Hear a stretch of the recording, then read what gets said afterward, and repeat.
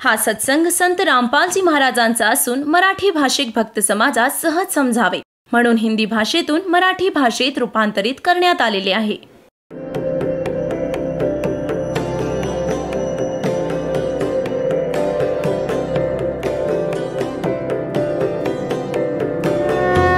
और ज्ञान सब ज्ञान डी कबीर ज्ञान सो ज्ञान और जैसे घोड़ा तोब कायम करता चले मैदान. जगद्गुरु तत्वदर्शी संत रामपालजी महाराजांचे अमृत वचन सर्व पवित्र धर्मांच्या व पवित्र शास्त्रांच्या आधारावर. तर सांगण्याचा भाव आहे दासाचा की जो ह्या मनुष्य जीवनाच्या या मूळ धनाने परत आपली कमाई सुरू करतो, परमसंतांना शरण जाऊन उपदेश प्राप्त करून मग आपल्या त्या दैनिक कार्याच्या बरोबरच ही पण एक मजुरी करतो, तर तो दुप्पट तिप्पट आणि चौपट करतो आहे आपल्या मूळ धनाला. आता परमात्म्याने येऊन हे ज्ञान दिलंय आणि यथार्थ ज्ञान तर भगवानच देऊ शकतात, जीव तर अंदाज बांधतात. तुम्ही पहा, पवित्र चारही वेद आणि श्रीमद भगवद्गीतेत जे ज्ञान आहे ते गॉड गिव्हन आहे. आणि परमेश्वर कबीरजींची वाणी ती गॉड गिव्हन आहे, स्वतः परमेश्वराने येऊन सांगितली आहे. आणि त्या महापुरुषांची वाणी जे परमात्म्याशी परिचित झाले, ज्यांना भगवान सरळ येऊन भेटले, स्वतःशी परिचित करून परत सोडलं, त्यांची वाणी पण गॉड गिव्हन आहे. कारण त्यांचा अनुभव डोळ्यांनी पाहिलेला आहे, परमात्म्याच्या त्या वाणीशी मिळता जुळता असतो. तर अशा प्रकारे जी 18 पुराणे आहेत त्यांना पहा, ते जीवाचे विचार आहेत. ब्रह्मा विष्णू महेश आणि इतर ऋषी महर्षींचं स्वतःचं ज्ञान अनुभव आहे, ते वेदांशी फार कमी जुळतं. तर अशा प्रकारे आपण इतरांच्या अनुभवाला आपल्या भक्ती मार्गाच्या सहयोगात नाही घ्यायचंय, आधार नाही मानायचंय. हे ज्ञान ऐकण्यासाठी, ज्ञान समजण्यासाठी 18 पुराणं आपल्याला विशेष मदत करतात, पण भक्तीच्या विधीसाठी त्यांची मदत आपण बिलकुल घ्यायची नाहीये. आणि त्यात ज्या भक्तिक्रिया सांगून ठेवल्या त्या वेदांशी जुळत नसतील तर घ्यायच्या नाहीत. त्यांचं आपण पालन करायचं नाही, तरच आपण सफल होऊ. तर काय सांगितले की जोपर्यंत हे मनुष्य जीवन तुमच्याकडे आहे तर तुम्ही त्याचा फायदा घेऊ शकता. काय सांगितलंय की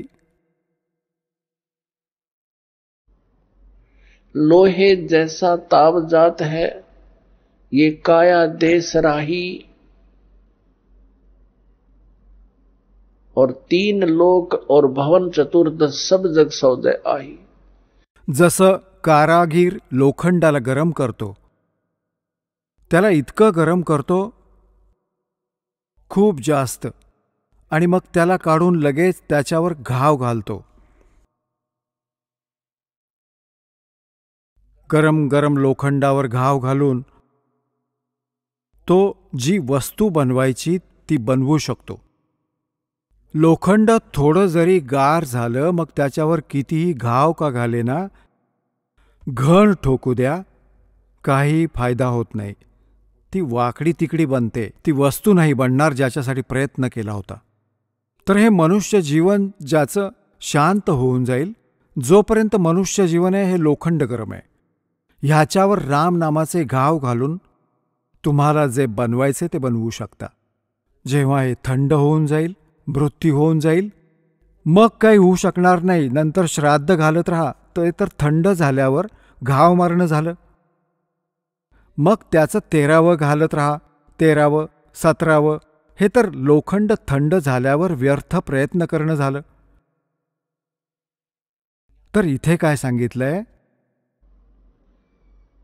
3 लोक और भवन चतुर्दश सब जग सौदे आही. दुगणे तिगणे किए चौगणे किन्हू मूल गवाही. कोणी तर दुप्पट तिप्पट चौपट करून घेतलं मनुष्य जीवनात सद्भक्ती करून, तर कोणी मूळ धनाचा नाश केला, हरवून टाकलं. म्हणजे मनुष्य जीवन इथेच असं तसं करून इतर क्रियांमध्ये व्यर्थ करून टाकलं. त्यांनी मूळ धनाचा नाश करून टाकला. आता भक्ती न करण्याने काय हानी होईल?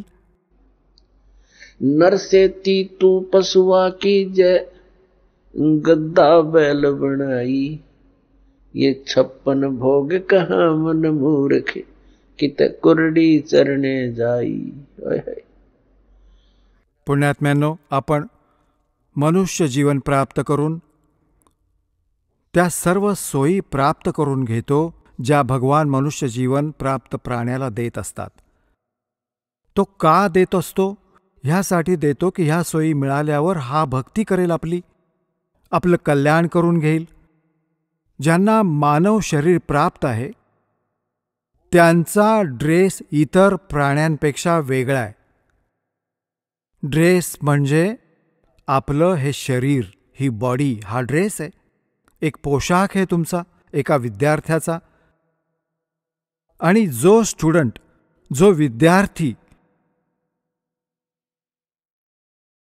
आपलं ध्येय पूर्ण न करता, अभ्यास न करता सिनेमा बघतो, गेम्स खेळतो, बाहेर बकवास करतो, तर मग काय होईल? तो आपल्या जीवनाचा नाश करतोय. तो आपल्या ध्येयापासून भरकटलाय. आणि मग काय बनेल? तो मजूर बनेल. आणि कुठे माती उचलेल, रिक्षा चालवेल, हमाली करेल. ज्या हेतूने तो शाळेत गेला होता त्यापासून चुकला तो फायदा नाही करून घेऊ शकला. ठीक अशाच प्रकारे आपल्या ज्यांनाही मानव शरीर प्राप्त आहे, मग तो रिक्षाचालक आहे वा कोणी मजूर आहे वा कोणी धनिक व्यक्ती जी अधिकारी कर्मचारी आहे वा कोणी मंत्री, पंतप्रधान, मुख्यमंत्री, राष्ट्रपती असो, हे सर्व स्टुडंट आहेत. आणि जर हे भक्ती साधना करत नसतील तर आपल्या ध्येयापासून भरकटलेत. आई वडिलांपासून मिळालेल्या धनाचा ते दुरुपयोग करतायत. आपले मातापिता कोण आहेत? कबीर भगवान. त्यांनी आपल्याला ही पुंजी देऊन तुम्हाला फ्री करून ठेवलंय. जसं मुलाला आईवडील 15-16 वर्षांपर्यंत पूर्ण फ्री करून देतात. चांगले कपडे देतात, छान जेवण देतात, काही काम सांगत नाहीत, पैसे पण खूप खर्च करतात की कोणत्याही प्रकारे आपला उद्धार करो, आपलं शिक्षण पूर्ण करो. तर पुण्यात्म्यांनो, परमात्म्याने तुम्हाला ते धन देऊन इथे एक विशेष ड्रेस घालून ठेवलाय. त्यात विशेष सुविधा आहेत ज्यामुळे तुम्ही भक्ती करू शकाल. मुलांना अशासाठी सोयी दिल्या जातात, विद्यार्थ्यांना, की ह्या सोयींना प्राप्त करूनच ते आपला अभ्यास करू शकतील, तेव्हाच सफल होऊ शकतो. तर तुम्हाला परमात्म्याने अशा सोयी दिल्या आहेत खाण्यासाठी. छान अन्न, फळं, आहार, काजू, खिसमिस, सफरचंद, संत्री, दूध, दही आणि सद्बुद्धी देऊन ठेवली आहे की घर झोपडी बांधा, नैसर्गिक संकटांपासून वाचण्यासाठी भूक लागली तर जेवण करा, तहान लागली तर पाणी प्या, सर्व उपलब्ध आहे. त्याची साधनं सांगितली आहेत. हे पाणी असं मिळतं. आणि करायचं काय होतं? फक्त मुलांना जन्म द्यायचा, त्यांचं लग्न करा, त्यांचं पालन पोषण करा आणि मग मरून जा. काय हेच काम होतं यांचं? हे तर पशुपक्षी पण करतायत. ह्याच्या जोडीने एक अनिवार्य काम होतं जे आम्हाला माहीत असूनही आम्ही ते नाही केलं. कारण संत साधुजन जेवढे आहेत ते सांगतात, समजावतात, पण मात्र त्यांच्या वचनात शक्ती नाहीये, त्यांच्याकडे ती पॉवर नाहीये, त्यांच्याकडे ती भक्ती मंत्र नाही जो प्राप्त करून प्राणी मग पुढे त्या मार्गावर चालू शकेल. ह्या कारणाने माणूस आता नास्तिकतेकडे वाटचाल करतोय. तर मनुष्य जीवन तुम्हाला प्राप्त झालं, त्याचा उपयोग न करण्याने, भक्ती न करण्याने मग काय होईल? नरसेती तू पशुआ की जय, गद्दा बैल बनाई, ये 56 भोग कहा मन बोरे, कहीं कुरडी चरणे जाई. पुण्यात्म्यांनो, जोपर्यंत आपण सत्संग ऐकत नाही तोपर्यंत आपल्यावर या काळाच्या मायारूपी भांगेची मोठी नशा असते. कबीर साहेब म्हणतात, कबीर ये माया अटपटी, सब गट आण अडी, और किस किस न समजाऊं या कुआ भांग पडी. ज्या संसारात आपण राहतोय इथे प्रत्येक व्यक्तीचा एकच विचार आहे आणि एकसारखीच त्याची गाईडलाईन असते. आपल्या मुलांना की बाबांनो आपलं मुलांना शिक्षणासाठी पाठवतात तरी पण उद्देश हाच सांगतात की तुझा रोजगार ठीक होईल. म्हणजे जे पण ट्रेनिंग आपल्याला मिळत असतं, रोजीरोटी आणि कपडा व बंगला हे बनवण्याचंच मिळतं. तर त्या समाजात राहून तुम्ही तुमचं ध्येय विसरून गेला आहात. सत्संगात येण्याने काही वेळ तुम्हाला भगवान देतो.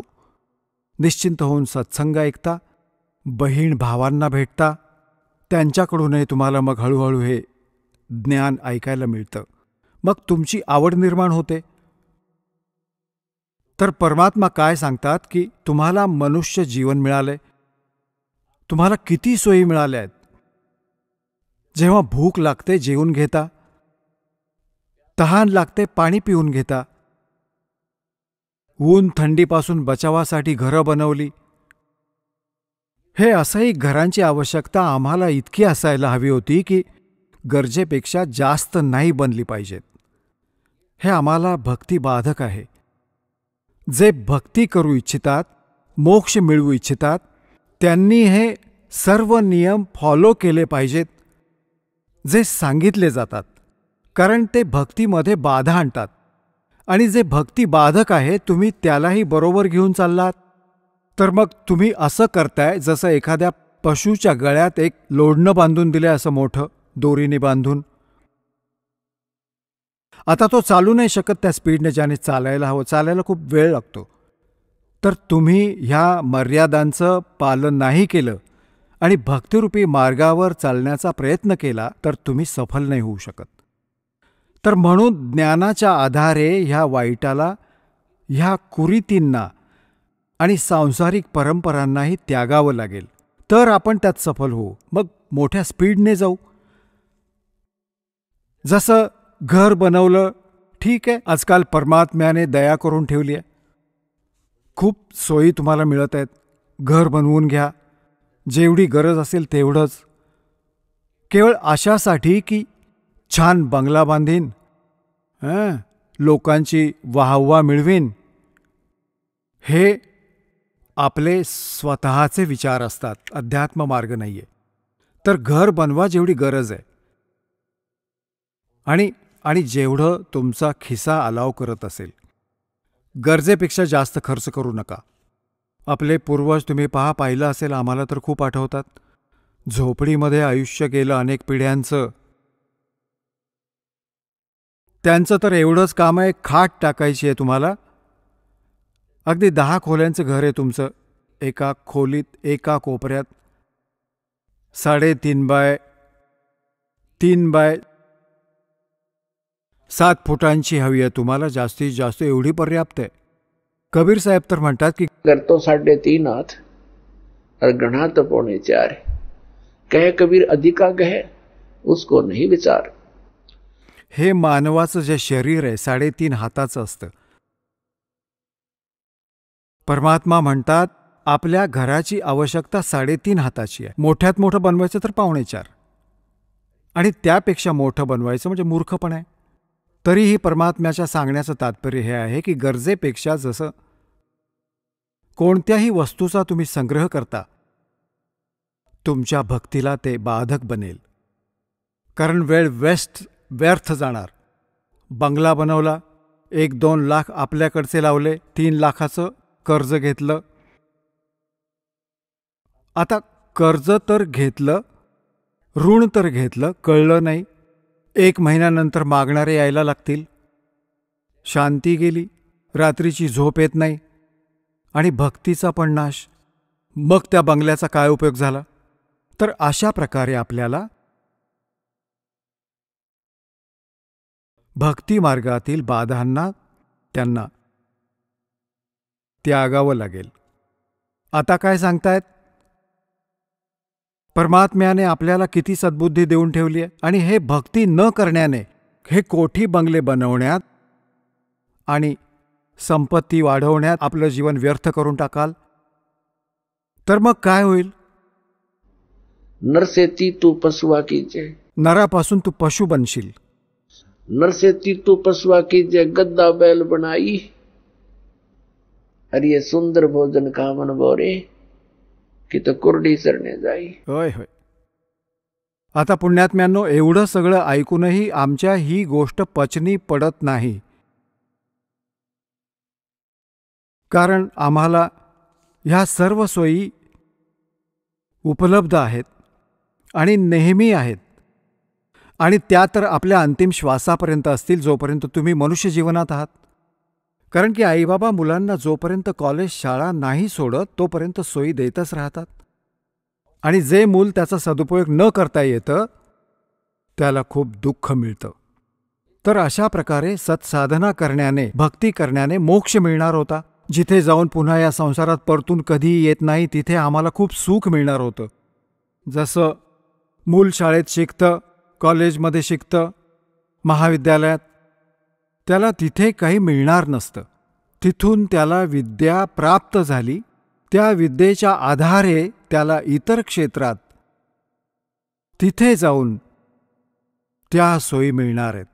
ठीक अशाच प्रकारे आपल्याला ह्या पृथ्वीवर जे आपण इच्छित आहोत, आपल्याला इथे त्या सोयी नाही घ्यायच्यात.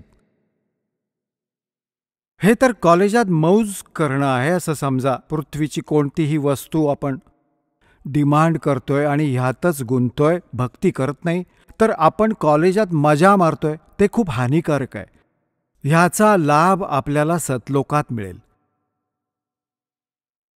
सतलोकाविषयी आजपर्यंत जी माहिती आम्हाला प्राप्त झाली आहे, आम्हाला म्हणजे तुम्हाला, ह्या दासाच्या वचनांच्या आधी, तर ती कशी माहिती प्राप्त झाली आहे? सतलोकाचं एक विशेष कॉन्ट्रॅक्ट घेऊन ठेवलंय कोणी? राधास्वामी पंथवाल्यांनी. आणि धनधन सद्गुरू, सच्चा सौदा शिरसा आणि जगमालवालीवाल्यांनी. आणि यांना सतलोकाचं कखसुद्धा माहिती नाही आहे. ना भक्ती मार्ग ठीक आहे ह्यांचा, ना सतलोकाची, सत्पुरुषांची माहिती. मग सांगा कुठे घेऊन जातील प्राण्यांना? मग हे कबीरपंथी जेवढे आहेत ते पण सत्पुरुष आणि सतलोकाचे गुण गातात आणि सतनामाचा महिमा मुख्यतः वर्णन करतात. ह्या दासाने ह्या सर्व पंथांच्या ग्रंथांना खूप बारकाईने जाणलं, समजलं, वाचलं आणि मग परमात्म्याकडून प्राप्त त्या यथार्थ ज्ञानाशी तुलना केली.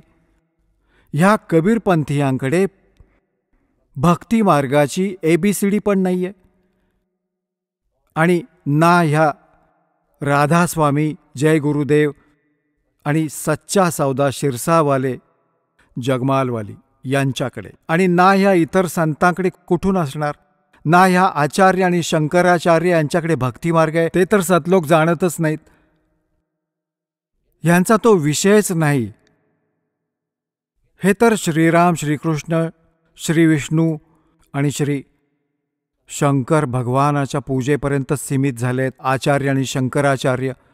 आणि हे सुधांशुजी महाराज, आणि हे आसारामजी महाराज, आणि हे सतपालजी महाराज, आणि हे बालयोगेश्वरजी महाराज, आणि हे सारे कृपाळूजी महाराज, आणि हे दुसरे जितके, हे ब्रह्मऋषी कुमार, हे ह्या प्रकारचे हे सारे, हे कख नाही यांच्याकडे या भक्तिमार्गाचा. पूर्ण विश्वाला बुडवून बसलेत, स्वतःचा नाश करतायत. आता पुण्यात्म्यांनो, ज्या पुण्यात्म्यांना ज्ञान नाही ते हा विचार करतात की हा रामपाल माहीत नाही स्वतःला काय मानतोय, स्वतःला विद्वान मानतोय. ह्याच्यात विद्वान आणि अविद्वान ही गोष्टच नाहीये. आपले सद्ग्रंथ परमात्म्याने देऊन ठेवलेत. त्या सद्ग्रंथांची ज्यांना माहिती आहे ते भक्त आहेत, ते संत आहेत.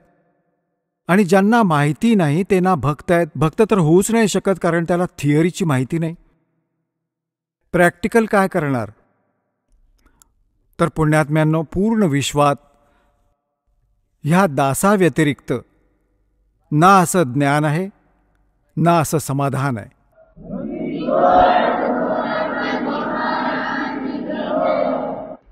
हे वचन पहिल्यांदा जो ऐकतो त्याला ते खटकतं, पण वेळ येताच ते चांगलेही वाटतील, गोड वाटतील.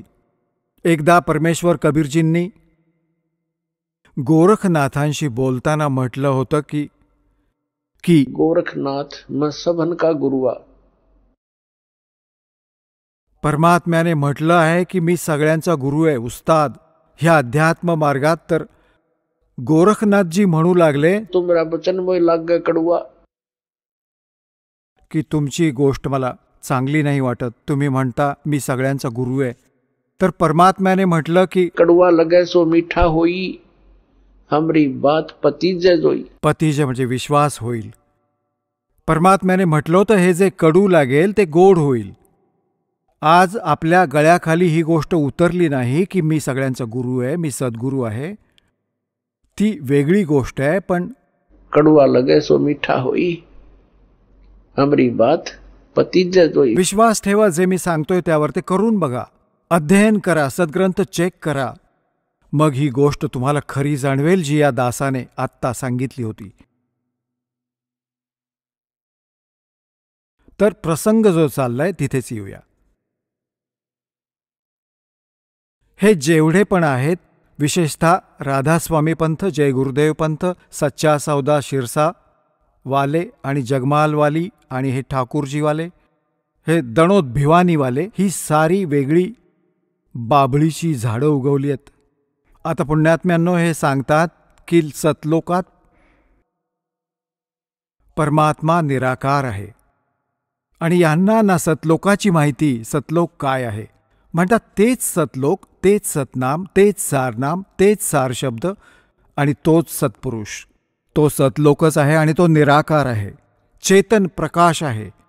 आणि ह्या सर्व कबीरपंथीयांचा आणि सर्व ह्या राधास्वामींपासून निघालेल्या त्यांच्या शाखांचा, जसं सच्चा सौदा शिरसा आणि जगमालवाली आणि हे ठाकूरजी, जय गुरुदेवजीवाले, यांचं असं मानणं आहे की मोक्षप्राप्त प्राणी सतलोकात त्या परमात्म्याच्या प्रकाशात असा मिसळून जातो, तो आत्मा जसा थेंब समुद्रात. आणि एक आहे रांजडी गाव जम्मूमध्ये, एक नवा संत मिळाला ज्याचं नाव आहे मधु परमहंस. आणि तो पण कबीरपंथी म्हणवतो आणि सतलोकाला कसं डिफाईन करतो. सृष्टी रचना सांगताना त्याने काय सांगितलं की आधी परमात्मा गुप्त होते, मग त्यांनी एक शब्द उच्चारला व त्याच्यातून एक अद्भुत प्रकाश निर्माण झाला. त्या प्रकाशाच्या आतमध्ये परमात्मा अमरपुरुष सामावून गेला आणि तो अमरलोक झाला. तो मग अमरलोक बनून गेला. म्हणजे तो परमपुरुष पण, अमरपुरुष पण व अमरलोक पण एक झाले, तो प्रकाशपुंज. आणि मग म्हणतात की त्या प्रकाशाने परमात्म्याला असं उधळलं, स्वतःला असं उधळलं, त्याच्यातून थेंब थेंब तयार झाले, वर गेले आणि उलटे खाली आले. जसे पाण्याचे थेंब वर फेकले, पाण्यात येऊन मिसळतात, पण ते मिसळले नाही, ते कणाकणाने बनले, बिंदू बिंदू बनले, जीव बनले आणि फिरू लागले त्या प्रकाशात. तिथे जाऊन त्याच्यानुसार मोक्षप्राप्त प्राणी ते हंस बनून जातात आणि ते डॉट बिंदू बनून असे फिरतात जसे मासा पाण्यात त्या प्रकाशात भटकत राहतो. तो म्हणतो की माझ्याकडे जी वस्तू आहे ब्रह्मांडात नाहीये. आता त्याचा सारा झाडा घेऊन गाठ बांधली त्याची, आता दाखवतो ती काय आहे त्याच्याकडे ती वस्तू. तर पुण्यात्म्यांनो, परमात्म्याने दया केली आहे आपल्यावर, ह्या दासावर दया केली आहे, ती दिव्य दृष्टी दिली आहे ह्या ज्ञानाला समजण्याची आणि ह्यांच्या अज्ञानाला पारखण्याची. आणि ते तुम्हाला सहज करवून देईल दास. 2 मिनिटात समजून जाल की वास्तव काय आहे. एकतर ह्याचं विधान आहे श्री मधु परमहंस रांजडीवाल्याचं, जम्मूवाल्याचं, एकतर हे झालं की अमर पुरुष व अमरलोक हे एक झाले, तो चेतन प्रकाश झाले. मग असं म्हणतात की सारनाम पण, आदिनाम पण आणि सार शब्द पण, विधेय शब्द पण तो अमर पुरुषच आहे. अमर पुरुष तो बनला अमरलोक आणि तो सारा, सार काही तो चेतन प्रकाश, त्याला हे अमरलोक पण, सार शब्द पण, सार नाम पण, विधेय नाम पण, आदिनाम तेच, सतनाम पण तेच, अमरलोक पण तोच, सत्पुरुष अमरपुरुष पण तोच आणि सारनाम पण तेच. आलो तिथेच जिथून सुरुवात केली होती. हे भगवान, या भोळ्या आत्म्यांना काय माहीत की महात्माजी पोहोचले असतील, सतलोक बघून येतील, काय खाक बघून येणार. सतलोकामध्ये अशीच सृष्टी आहे, असेच लोक आहेत जिथे पशुपक्षी नाही आहेत, हे किडे कीटक नाही आहेत, जे तिथे सदाबहार वृक्ष आहेत आणि सदाबहार तिथले काजू, किसमिस, सफरचंद, संत्री आणि फळं, फुलं, फ्रूट्स सारे सदाबहार आहेत. तिथे गेल्यानंतर प्राणी ना वृद्ध होतो ना त्याला मृत्यू येतो. आता पुण्यात्म्यांनो, जर आपण तिथे जाऊन असंच धक्के खायचे आहेत, बिंदू बनून फिरायचं आहे, तर काय मजा आहे? तो कसला आनंद? मोक्षाचा अर्थ होतो ते ज्याच्या वर, जसं कोणी बंधनात ना असावं. आपण येथे कर्मांच्या बंधनाने बांधले गेलो, तिथे कर्म नाहीये, निष्कर्मे मोक्ष प्राप्त होतो. काही न करता प्राप्त होतात सर्व सुविधा, त्याला निष्कर्मे मुक्ती मानतात. तर तिथे गेल्यानंतर तुम्ही बघता, प्रत्येक व्यक्ती इच्छिते काम थोडंच करू, नाही केलं तर अजूनच छान, सोयी साऱ्या हव्यात. तर हे आम्ही कुठून, हा आभास कुठून झाला? कारण आपण अशा स्थानावर राहत होतो जिथे आपल्याला काम करावंच लागत नव्हतं, सोयी मिळत होत्या, पुढे पडून होत्या. दुसरं कोणी म्हातारं होऊ इच्छित नाही, वृद्धावस्था कधीही आवडत नाही. म्हणजे 80व्या वर्षी पण केस काळे करत असतात, दात कृत्रिम बसवतात, काही थोडंफार सेट, म्हातारं दिसायला नको. आणि मग मृत्यू तर कोणालाच नको असतो, आणि दोन्ही कंपल्सरी. हे तर इथलं युनिव्हर्सल ट्रूथ आहे, हार्ड अँड फास्ट रूल आहे. तर तो वृद्ध पण होणार आणि मृत्यू पण येणार, आणि आपल्याला दोन्ही आवडत नाही आणि दोन्ही कंपल्सरी होणारच या इथे. अशा प्रकारे कोणी काम करू इच्छित नाही. आपण उच्च शिक्षण का प्राप्त करतो? की आपण खुर्चीत बसून ऑफिसमध्ये नोकर असतील, बेल वाजवली, पाणी आण, चहा दे, काम काही नाही करायचं, पगार तर मोठा पाहिजे, ITत राहायचं. तर ही आपली प्रवृत्ती जी इथे आपण एक नक्कल करतोय, एक रेग ओढतोय त्या सतलोकाच्या त्या सुखाला विसरून, त्याला सोडून, आणि ती तिथेच प्राप्त होऊ शकते. बाभळीच्या झाडावर जर कोणी आंबे शोधतोय, बाभळीच्या वनात जर कोणी आंबे शोधतोय, तर त्याच्यासारखा मूर्ख नाही.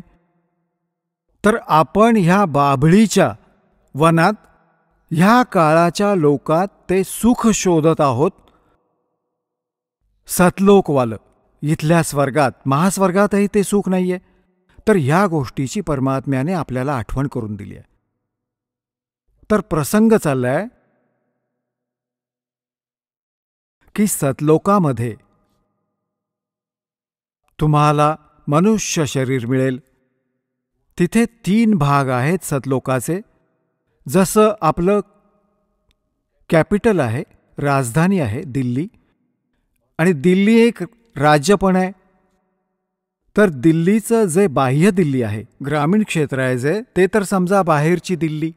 मग मधला बाजार आला, मग पंतप्रधान म्हणजे आपलं सेक्रेटरिएट म्हणजे राजधानी स्थळ आहे, असंच तिथलं विभाजन आहे.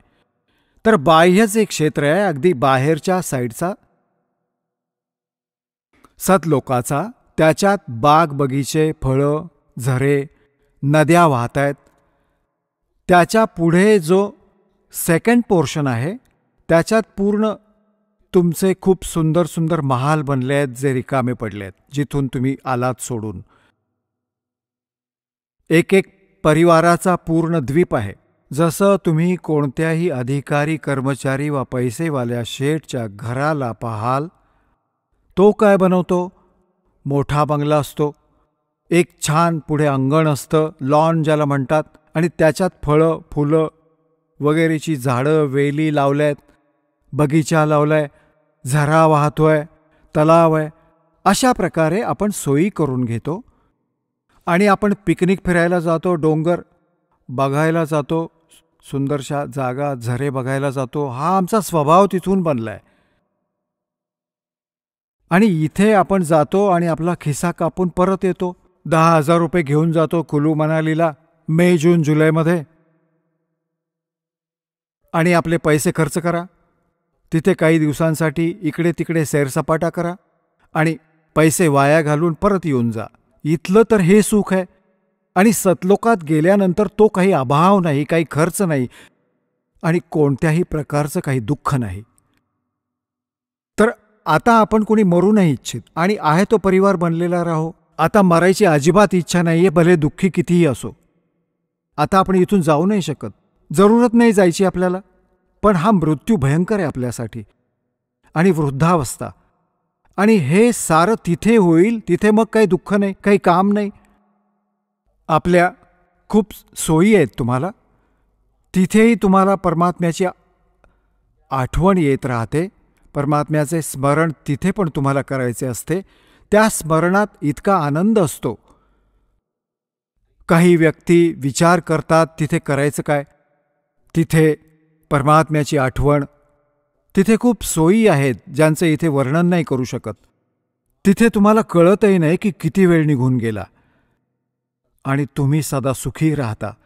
काही रागद्वेष नसतो, काही अशा गोष्टीचा अभावच नसतो ज्याने रागद्वेष बनेल. कोणी वर खाली नाही, कोणी लहान मोठं नाही. तिथे सगळ्यांना एक समान सोयी. तर ह्या सतलोकामध्ये सर्व सोयी आहेत आणि तिथे पूर्ण मोक्ष आहे. तो प्राणी काही प्रतिबंध नाही, कारण की जितके इथे कायदे बनवले जातात, आळशी लोकांसाठी बनवले जातात. जे नागरिक चांगले असतात ते असेही सद्भावनेनं राहतात, ते काही अपराध करत नाहीत. तर तिथे सगळे नागरिक चांगले आहेत, त्यांना काही द्वेष नाही, राग नाही, कारण इथून असेच लोक जातील ज्यांचा स्वभाव सुधारेल आणि भक्तीचा धनी होऊन जाईल. तर इथे तुमचा व्यवहार आणि स्वभाव सुधारण्यासाठी प्रॅक्टिकल घेतलं जातं. तर तुम्ही इथे येता सत्संगात, तुम्ही इथे येऊन एकतर ज्ञान ऐकतात, ज्ञान ऐका, मग ज्ञानावर त्याचं अंमल करा. ही जी वचनं सांगितली जातात हे कोणत्या ऐऱ्या-गैऱ्याचं गीत नाही. हा परमात्म्याने दिलेला मार्ग आहे, परमात्म्यानं दिलेलं वचन आहे, ज्ञान आहे. आणि तुम्ही इथे आला कशासाठी आहे तेवढ्या लांब? तुम्ही ज्ञान ऐकून त्याच्यावर प्रॅक्टिकल करा, त्याला आचरणात आणा, त्याच्यावर त्या गाईडलाईन्सने चाला. आता जसं इथे तुम्ही येता, इथूनच स्वतःला सुधारणं सुरू करा. जसं सभ्य लोक असतात, बसमध्ये बसलेत आणि कोणी पाहिलं, कोणी वृद्ध असेल त्याला म्हणतात, आपल्याबरोबर ॲडजस्ट करून घेतात, या तुम्ही बसा. आणि काही असे सज्जन असतात जे सीट सोडून देतात, या तुम्ही बसा.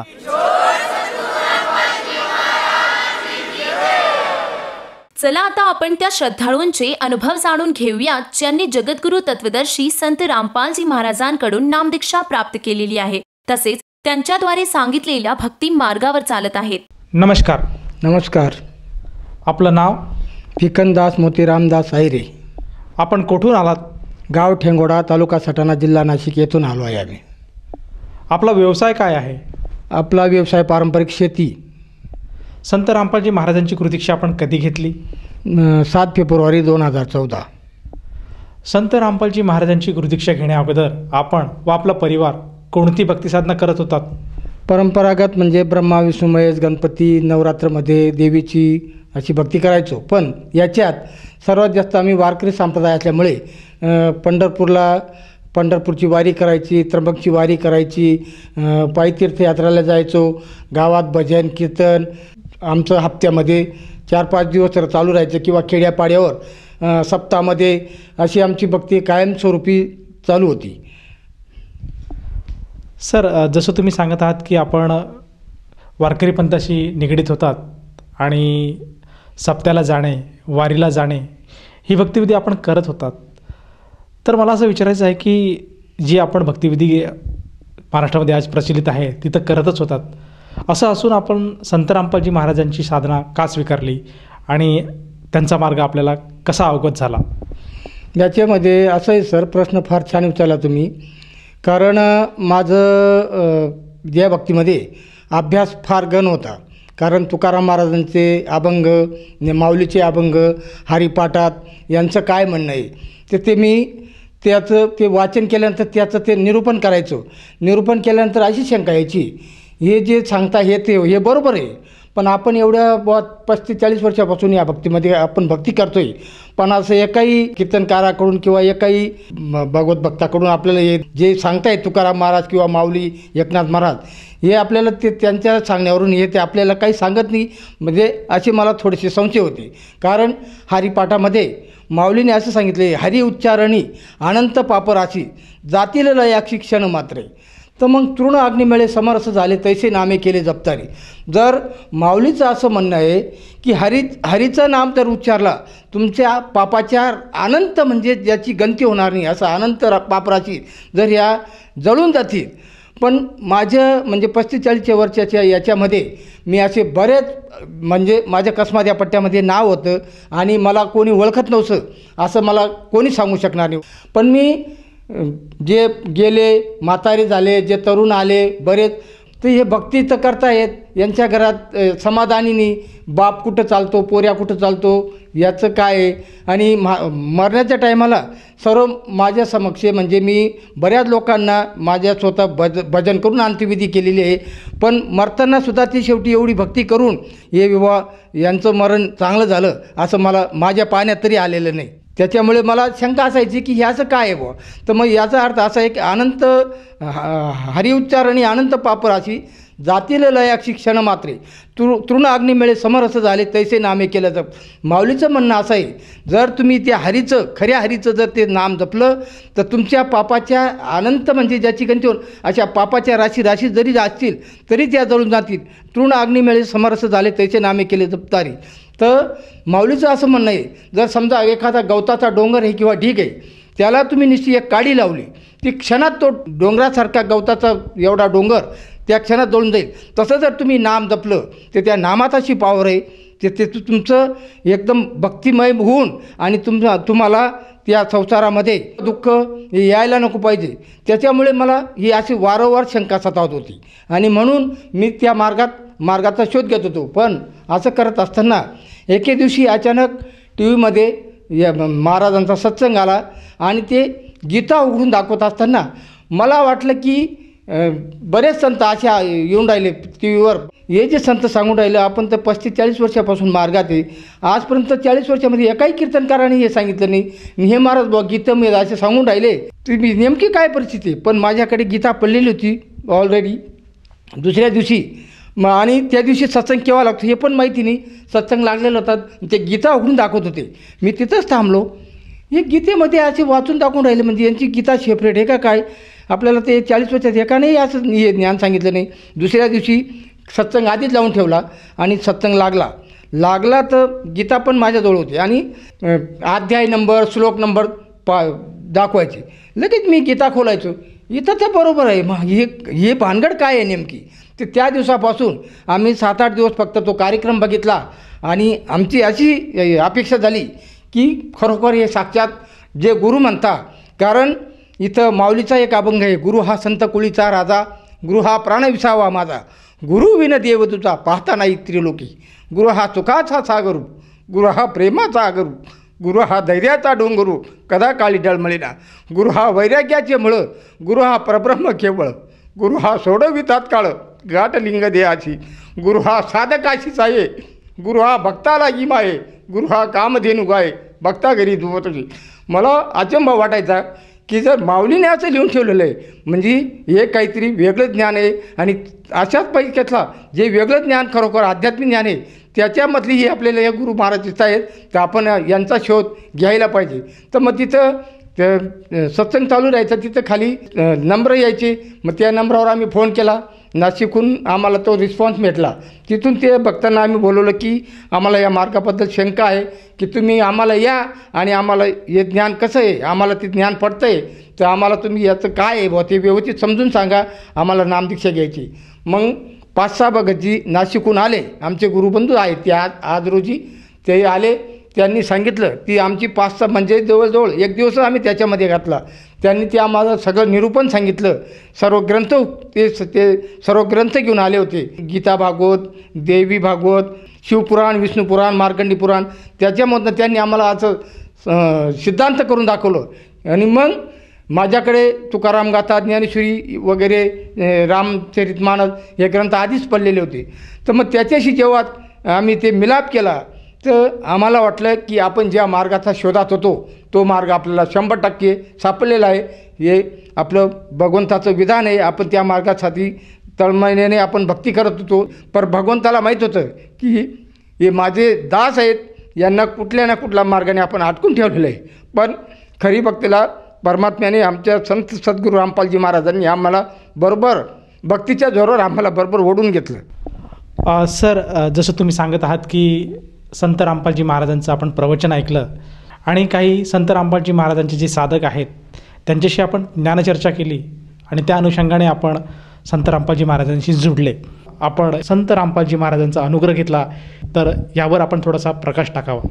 याच्यामध्ये असं आहे बघा की तुकाराम महाराजांनी अभंगातून असं सांगून ठेवलेलं आहे की धर्माचे पालन करणे पाखंड खंडन, हेची आम्हा करणे काम, बीज वाढवावे नाम, कृष्ण उत्तरे हाती घेऊन बाण फिरे, नाही भीडभार तुका म्हणे सानातोर. तुकाराम महाराजांनी असं सांगितलं की आम्ही वैकुंठातून, आम्ही वैकुंठवासी आलो याच कारणाची, बोलिले जे ऋषी साच भावे वर्ताय, की आम्हाला भगवंतांनी याच्यासाठी पाठवलं की तुमचं जे संसारामध्ये उलटे सुलटे क्रिया चालू आहेत किंवा धर्माचे रक्षण करण्याऐवजी, धर्माचं पालन करण्याऐवजी तुम्ही हे पाखंडामध्ये गुंतलेले आहेत. तर याच्यावर मला कुठंतरी वाटायचे की तुकाराम महाराज असं काय सांगतायत. त्या शोधामुळे की तुकाराम महाराजांचं याच्यामधून असं सांगणार आहे की आपले गीता, भागवत, विष्णुपुराण, शिवपुराण हे काय सांगतायत, तुम्ही नेमकं काय करतायत. त्याच्यामधून ते सांगतात की धर्माचे पालन करणे पाखंड, ही पाखंड पूजा हे तुकाराम महाराजांनी आधीच सांगून ठेवलेलं आहे. त्याच्यामुळे ते मला भगवंताला कुठंतरी शरणात घ्यायचं होतं. त्याच्यामुळे मी जरी मार्गात नव्हतो तरी याच्यावर माझं थोडंसं विश्लेषण चालू होतं की नेमके कीर्तनकार काय सांगतात, इथं तुकाराम महाराज काय सांगून राहिले. याच्यामुळे ते मला थोडंसं हाई वाटत होतं. त्या शोधात असल्यामुळे भगवंताने आम्हाला बरोबर त्यांच्या चरणात घेतलेलं आहे. हे फार मी माझं परम भाग्य समजतो. सर, तुम्ही सांगत आहात की संत रामपालजी महाराज हे एकमेव संत आहेत, त्यांनी आपल्यासमोर खरं ज्ञान, सच्चं ज्ञान मांडलेलं आहे. परंतु प्रेक्षकांना हे कसं पटेल की आजच्या घडीला संत रामपालजी महाराज जे ज्ञान देत आहेत, जी भक्तिविधी सांगत आहेत, ते पूर्णपणे शास्त्रांच्या आधारावर आहे आणि तीच एक खरी भक्ती आहे. याचं कारण असं आहे की ज्ञानेश्वर महाराजांनी हरिपाठातल्या दुसराच क्रमांक नंबर 2 या हरिपाठातच असं सांगितलं आहे की चहुवेदी जाणं, साई शास्त्री कारण, 18 पुराण हरिशी गाती, मंथुनी नवनीता, तैसे घे अनंता, वाया व्यर्थ कथा सांडी मार्ग. की त्यांनी असं सांगितलं की चहुवेदी जाण म्हणजे 6 शास्त्र, 4 वेद, 6 शास्त्र, 18 पुराण यांचा अभ्यास कर. अभ्यास करून त्यांचं मंथन कर आणि ते मंथन करून नेमकं काय सांगतायत. आणि हरिपाठातल्या दुसऱ्याच अभंगामध्ये इतकं ठळक बातमी आहे की चहुवेदी जाण साई शास्त्री कारण, 18 पुराण हरिशी गाती. त्यांनी सांगितलं की 4 वेद, 6 शास्त्र, 18 पुराण जे हरीकडे नाम निर्देश करत आहे त्या हरीचा तुम्ही शोध घ्या आणि त्या हरीला बघता. याचं तुम्ही मंथन करा आणि मंथन करून नीट शोधा की कोणत्या हरीकडे ते भगवंत माऊली दिशादर्शक करतायत. पण लोकांचे ते अजून काहीच लक्षात बसत नाही. ही मोठी खेदाची किंवा दुःखाची गोष्ट आमच्यासाठी तरी फार दुःखाची गोष्ट आहे ती. याच्यामध्ये असं आहे सरजी की गीतेमध्ये 4थ्या अध्यायामध्ये 34 श्लोकमध्ये भगवंताने असं सांगितलं की अर्जुनाला कृष्ण भगवंताने की तत्विद्धी परिपातेन परिप्रश्नेन शेवया उपदेशती ज्ञानीम तत्वदर्शिना. की अर्जुनाला कृष्ण भगवंताने असं सांगितलेलं की तू त्या तत्वदर्शी संताकडे जा, ते तुला आध्यात्मिक ज्ञानाचा बोध उलगडा करतील आणि त्यांना तू साष्टांग दंडवत कर आणि त्यांना तू प्रश्न विचार. ते तुझ्या प्रश्नाचं निरूपण करू शकतील आणि तुला त्या खऱ्या मार्गाला लावतील. ते जे खरं ज्ञान आहे बाबा ते माझ्याकडे नाही आहे. तू कोणी त्या आध्यात्मिक किंवा तत्वदर्शी संताकडे जा तर तू नक्की मोक्ष मार्गाला जाशील. असं गीतेच्या 4थ्या अध्यायामध्ये सांगितलं आहे. किंवा 15व्या अध्यायाचा पहिला श्लोकमध्ये असं सांगितलेलं आहे की उधर मूलम आदेशाकम अश्वत्थम प्रव अव्ययम छंदाशी यश प्रणानी यस्तम वेदस्य वेदवित्त. किंवा त्यांनी असं सांगितलं की उपर मूळ आणि खाली शाखा असलेला जो वृक्ष आहे. कारण या एकदम ठळक ठळक बातम्या आहेत, पण लोकांना ते कळत नाही. ही मोठी खेदाची गोष्ट आहे आमच्यासाठी तरी. ते तिथं असं सांगितलं की उपर मूळ म्हणजे वरती मुळे असलेले जे वृक्षाचं झाड आहे, खाली जे फांद्या आहेत, जे डार म्हणजे ते झाडं जे खोड आहे, हे त्यांचे ह्या झाडाची जो कोणी संत जो कोणी साधू या झाडाची पूर्ण सोडवणूक करेल तो तत्वदर्शी संत समजावा. अन्यथा ज्याला या झाडाचं ज्ञान नाही ते संतच नाही. हे कृष्ण भगवंताने अर्जुनाला गीतेमध्ये सरळ सरळ सांगून दिलेले आहे. याच्यात कुठली शंका नाही. कारण हा अभ्यास मी आधीच करत होतो, त्याच्यामुळे माझ्या मनात शंका कुशंका होत्यात. म्हणून मी ते एकच या माझ्या गुरुचा ऋणी आहे की त्यांनी मला कसं ओढलं हे मलासुद्धा कळत नाही. सर, तुम्ही सांगत आहात की गीतेमध्ये जे काही विश्लेषण आहे त्या अनुषंगाने असं सांगण्यात आलं आहे की उलटा जो वृक्ष आहे, पिपळरूपी वृक्ष, त्या वृक्षाचा जो भेद जाणत असेल तोच तत्वदर्शी संत आहे. आणि जर रहस्य कळाले आहे तर तो व्यक्ती कोण आहे की त्यालाच हे रहस्य कळाले आणि त्यानेच हा भेद आपल्यापर्यंत पोहोचवला. हे रहस्य फक्त श्री संत सद्गुरू रामपालजी महाराज यांनाच कळालेलं आहे. कारण ते कबीर भगवंताचे अवतार आहेत आणि भगवंताने तो सूक्ष्मवेद आज रोजी माझ्याकडे मी तो आणलेला आहे, शोधून आणलेला आहे की नेमकी काय भानगडे. त्या सूक्ष्मवेदामध्ये त्या भगवंताने अशी व्याख्या करून दिलेली आहे की 5 सहस्रारू 505 जब कलयुग बीत जाए महापुरुष फरमान तब जगतारण को आहे.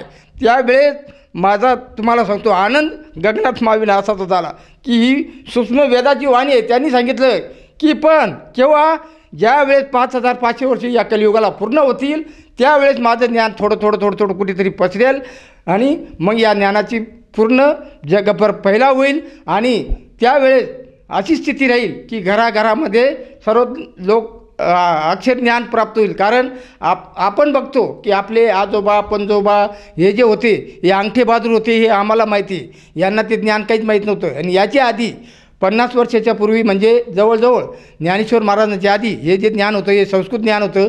हे फक्त पंडित म्हणून जे पदवीधारक होते त्यांनी हे लोकांना, हे आपले आजोबा पणजोबा यांना अक्षर ज्ञान नसल्यामुळे त्यांनी जे सांगायचं ते यांनी ऐकायचं, ही अशी परंपरा आली. त्याच्यामुळे भगवंताचं काम असं अवघड झालेलं आहे की त्यांनी हा वॉर टाईम दिलेला होता. पण लोक म्हणता मग आपले आजोबा पणजोबा काय वेडे होते का? पण ते वेडे नव्हते, ते अंगठे बहादूर होते. पण सूक्ष्मवेदामध्ये ही वाणी आलेली आहे की त्यांनी सांगितलं की 5500 ज्यावेळेस कलियुग संपून जाईल त्यावेळेस ही माझी वाणी हळूहळू प्रत्येक घरामध्ये अक्षर ज्ञान होईल आणि हळूहळू माझी वाणी उदयास येईल. आणि जे भक्त नाम घेतील ते मी, कारण इथं प्रत्येक आपल्या महाराष्ट्रामध्ये प्रत्येक संताचं प्रमाण आहे कलियुगी नाम आधार. त्यांनी हे उगाच लिहून नाही ठेवलं की सकळाशी येते हाय अधिकार कलियुगी उद्धार हरीच्या नामे. कारण त्यांनी सतयुगात सांगितलं नाही, त्रेतायुगात सांगितलं नाही, द्वापार युगात सांगितलं नाही, कलियुगातच. असं का? कारण नामदेव महाराजांचं प्रमाण आहे, तुकाराम महाराजांचं प्रमाण आहे, माऊलीचं प्रमाण आहे. त्यांनी सांगितलं की कलियुगी नाम आधार किंवा सकळाशी येते हाय अधिकार कलियुगी उद्धार हरीच्या नामे. ते नाम जर कोणतं असेल ते हेच ते नाम आहे. त्या नामाचं गीतेमध्ये सळक उल्लेख आलेला आहे 17व्या अध्यायामध्ये 23 ओम तत्सत इति निर्देशे ब्राह्मणे त्रिविध स्मृत आहे. ते हे म्हणजे ते ज्ञान आलेलं आहे. आणि तुम्हाला सांगतो 15व्या अध्यायाचं 16व्या आणि 17व्या अध्यायात पण ते भगवंत कोण आहे याची पण व्याख्या त्यांनी सांगितली की शर अक्षर एवच शर सर्वांनी भूतानी शर कुटोक्त शर उच्चते. कारण त्यांनी सांगितलं की या ब्रह्मांडामध्ये क्षर आणि अक्षर अशी हे 2 नावाचे पुरुष आहेत. जरी भगवान आहेत ना हे सुद्धा नाशवान आहेत. पण त्याच्या पुढचा श्लोक असा आहे उत्तम पुरुषत्व आणणे परमात्मा इति उदारते की हे क्षर आणि अक्षर जरी हे 2 भगवान आहेत हे सुद्धा अविनाशी आहेत, हे भगवंत नाहीत, पूर्ण भगवंत नाहीत.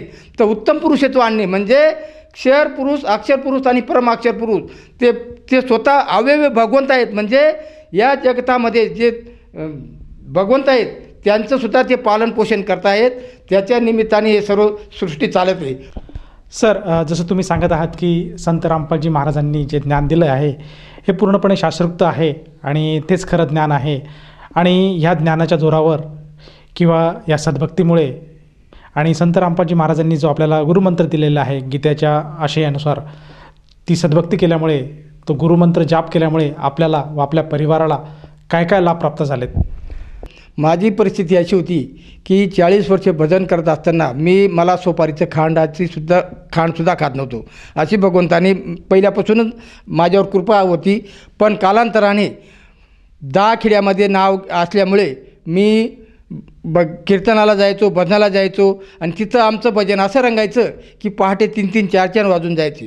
मग आता आपला शेती व्यवसाय असल्यामुळे जेवण भरपूर होऊन जायचं, रात्री काम असायचं त्याच्यामुळे, आणि आपल्याला 11, 11:30 वाजेपर्यंत कुठंच काही आपल्याला तकलीफ व्हायची नाही. पण 12 वाजल्यानंतर आपल्याला ते केने डर यायचे. त्याच्यामुळे मग हळूहळू या काळ भगवंताने अशी चाळ केली, कोणी गुटखा खाते ना त्याच्याकडून गुटखा खायचा थोडासा, कोणी तंबाखू खाते त्याच्याकडून. असं करता करता माझं व्यसन भक्तिमार्गात एकदम तल्लीन होतो.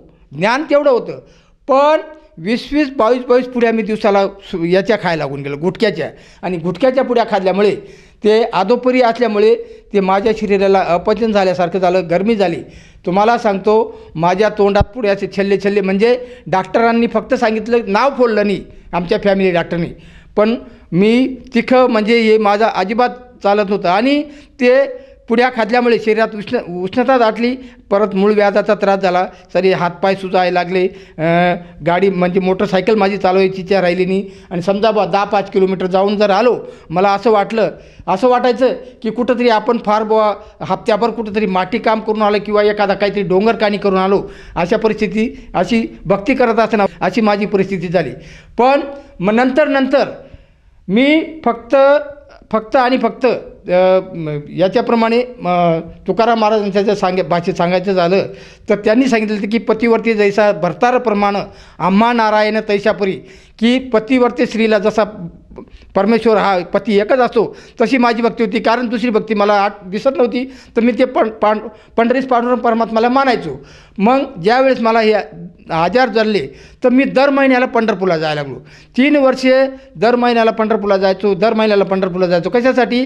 की मला जे रोग जडले हे रोग नाहीसे कसे होतील.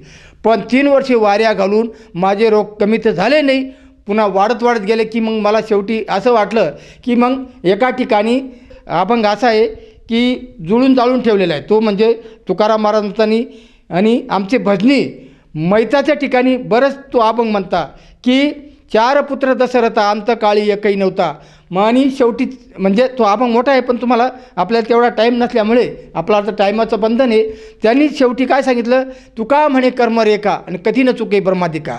तर या काळाने असा फंदा घालून दिला. मग लोक काय म्हणतात की जर जे कर्म आहे ते ब्रह्मदेवाला चुकलं नाही तर आपण एक क्षुल्लक माणूस आहे, आपल्याला काय चुकणार. मग त्या युक्तीप्रमाणे मला वाटायचं की मग असं जर असेल तर मग हे आपल्याला कुठंतरी मुळच आहे.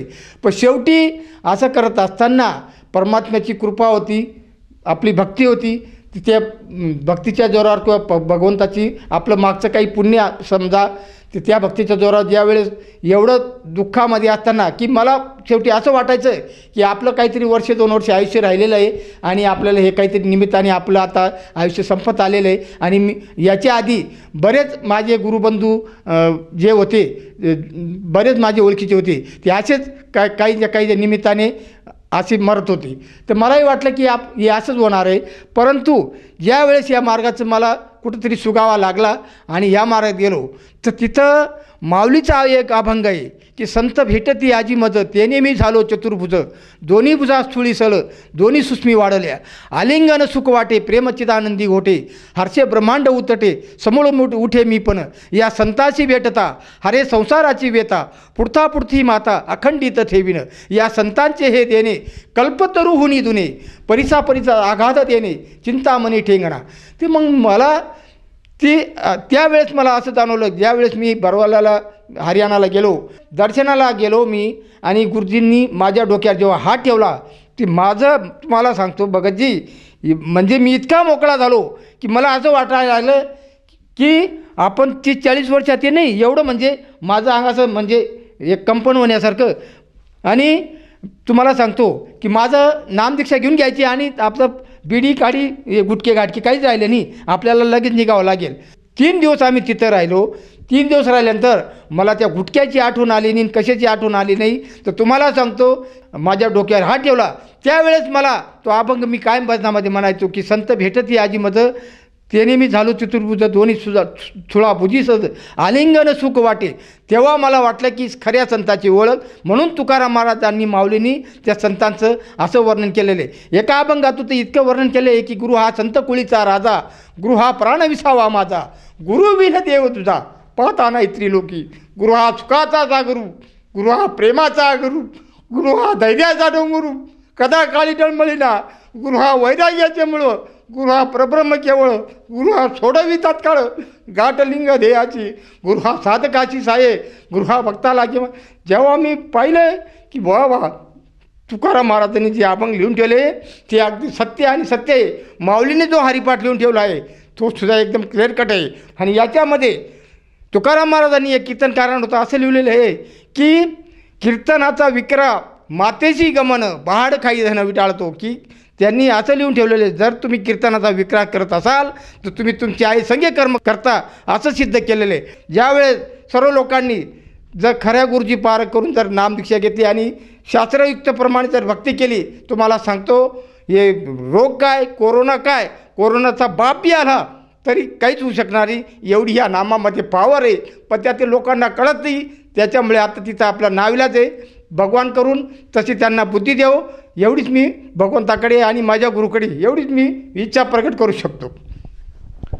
सर, जसं तुम्ही सांगत आहात की संत रामपालजी महाराजांची नामदीक्षा घेतल्यानंतर आपल्याला खरा हरी मिळाला, खरा परमेश्वर मिळाला आणि त्या खऱ्या हरीची साधना करून आज आपल्या जीवनाचं कल्याण केलं.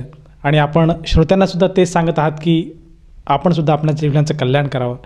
तर ह्या अनुषंगाने जर कोणाला वाटत असेल की आपण नामदीक्षा घ्यावी किंवा गुरुमंत्र घ्यावा, तर त्या व्यक्तीला संत रामपालजी महाराजांची नामदीक्षा किंवा गुरुमंत्र कसा मिळेल? आता असं आहे बघा जी, बऱ्याच चॅनलला गुरूंचे आता सत्संग घेऊन राहिलेले आहेत. बरेच चॅनल आहेत, 10-12 चॅनल आहेत. आणि त्या चॅनलच्या खाली पट्टी चालते. त्या पट्टीवर तिथं फोन नंबर दिलेले आहेत आणि परत फोन नंबर असे दिलेले आहेत की असं नाही की तुम्हाला आता आम्ही त्यावेळेस ते बरवाला हरियाणा प्रांतामध्ये जाऊन आम्हाला त्यावेळेस नामदीक्षा देत होती. पण भगवंताने या कर्मभूमीमध्ये अशी सुखसुविधा केलेली आहे की राज्यामध्ये आणि प्रत्येक जिल्ह्याच्या ठिकाणी नामदीक्षा केंद्र खोलून ठेवलेली आहेत. तरी लोकांच्या लक्षात येत नाही. हे फारच दुःखद आहे. ते ज्यांना नामदीक्षा घ्यायची असेल त्याने त्या फोन नंबरवर ती जी पट्टी चालते त्या बघून त्या नंबरवर कॉल करून तुम्हाला तिथला नंबर दिला जाईल आणि तुमच्या ज्या जिल्ह्यामध्ये तुम्ही असू शकता त्या जिल्ह्याच्या ठिकाणी तुम्हाला नाममंत्र उपदेश दिला जाईल. एकदम सोपं आणि सरळ करून ठेवलेलं आहे. सर, जसं तुम्ही सांगत आहात की संत रामपालजी महाराजांची नामदीक्षा ही आजच्या घडीला प्रत्येक जिल्ह्यामध्ये, प्रत्येक तालुक्यामध्ये उपलब्ध आहेत. परंतु जर एखाद्या व्यक्तीला ही नामदीक्षा घ्यावायची असेल तर त्या व्यक्तीला त्या नामदीक्षेसाठी किती पैसे मोजावे लागतात? सर, पैसे ते सोडा, पण तिथं जे ती सामुग्री लागते भक्तिविधीची, जसं ज्ञानेश्वर महाराजांचं हरिपाठाचं जेवढं पुस्तक येतं तेवढं हे भक्तिबोध म्हणून ते पुस्तक आहे. पुस्तक फ्री भेटतं. अशी भक्ती तुम्हाला कुठेही भेटणार नाही. तिथं 10 पैसेसुद्धा लागत नाही. अशी निःशुल्क भक्ती जगात नाही कुठेच तुम्हाला अशी भक्ती पाहायला मिळणार नाही. अशी सोपी आणि सरळ भक्ती आहे. धन्यवाद सतसाहेब.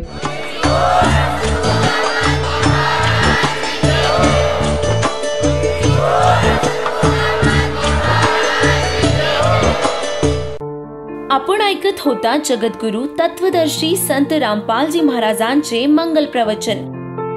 निशुल्क नामदीक्षा प्राप्त करण्यासाठी आणि अधिक माहितीसाठी संपर्क करा 7030303951 7030303952.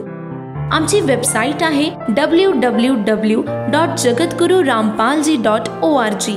सर्व पवित्र धर्मांच्या पवित्र शास्त्रांवर आधारित प्रमाणित अनमोल पुस्तक ज्ञानगंगा किंवा जगण्याचा मार्ग यापैकी कोणतेही एक पुस्तक निशुल्क मागविण्यासाठी आम्हाला आपले पूर्ण नाव, पूर्ण पत्ता, पिनकोड सहित आणि फोन नंबर लिहून 7030303951 7030303952 या नंबरावर SMS करू शकता किंवा आम्हाला 7030303950 या नंबरावर व्हॉट्सअप देखील करू शकता.